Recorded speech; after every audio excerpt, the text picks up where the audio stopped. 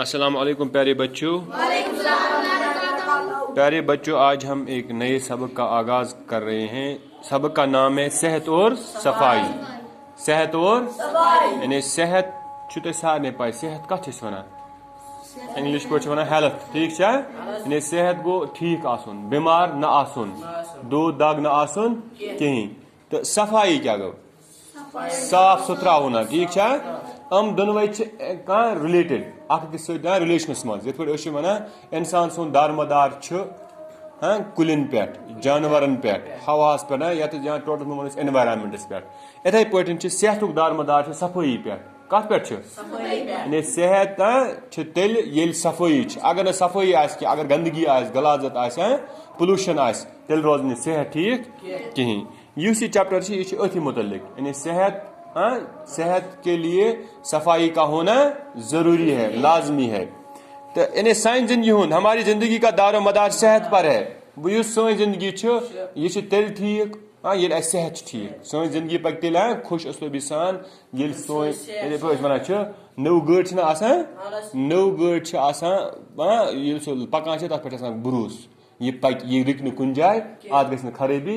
मगर तिस गड़ तान फटान ब्या तान वाटान ब्या फटान तेल क्या गस अत गाड़ पे भरोस सेम इथे पे यमिस इंसान सेहत ठीक तमिस पे तमिस जिंदगी बासान स्मूथली पकान, यानी अम जिंदगी आराम सान पकान।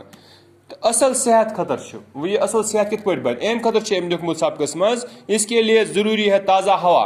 अच्छी सेहत के लिए ताज़ा हवा। ताज़ा हवा क्या गो, fresh air without any pollution. So हवा जिसमें कोई आलूदगी, किसी किस्म की आलूदगी ना हो, या किसी किस्म की गंदगी को ना हो। ताज़ा हवा गस आसन। ठीक है, एग्जाम्पल हेको ताज़ा हवा दिस सुबह मॉर्निंग ब्रीज। सुबह ताज़ा हवा आसान, या जंगल में अगर गसान सो ठंड हवा तथ हेको वन ताज़ा हवा। यह जरूरी सेहत खतर। यानी अत मज गस दुह आसन कह, अत मज गस तुथ कह पॉइजनस सब्सटेंसेस कहें, या गरद गस अत मज दूल वन। दोम क्या अम खतर जरूरी, साफ पानी। यानी सेहत के लिए तंदुरुस्ती के लिए हवा, ताज़ा हवा के बाद साफ पानी।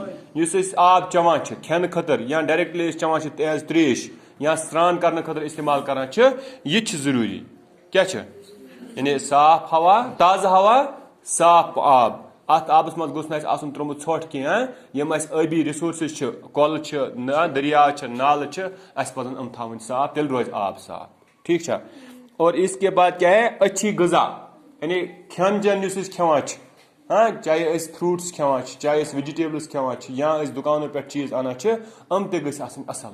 क्या अमन मज ति चीज तिथ कंपोनेंट्स यमो सनिस सेहत वात आजार, या अमन गु तुथ दवा छकमुत कह सनिस सेहत वात आजार। और सफाई नहायत जरूरी है। अत सफाई जरूरी। अनो बाजार मेव या फ्रूट अगर डायरेक्टली यह खो, हो सकता है अत मे पेस्टिसाइड्स या कीड़े मार दवा वन, या अत मे केमिकल छिकित, या अत मे बी गंदगी लार्याम। इसलिए पज और अनथी गो छलन, गो पे साफ कर अम पे पज खोन। हाँ, युस ते गज़ा खेमो, या युस ते सब्जी खेमो, युस ते फ्रूट खेमो, यह खेन ब्रो थो अमिक सफाई हुंद ख्याल। ये साफ सान बॉडी मज गल साफ फ्रूट दाखिल। ये साफ चीज खेमो सोन म्याद गत मज यी प्रॉब्लम, अत ग दूध कह ब्लड सर्कुलेशन पे अंदर गत ब्लड बन या बाकी चीज बन तम रोजन साफ, तम कर सान खतर प्रॉब्लम।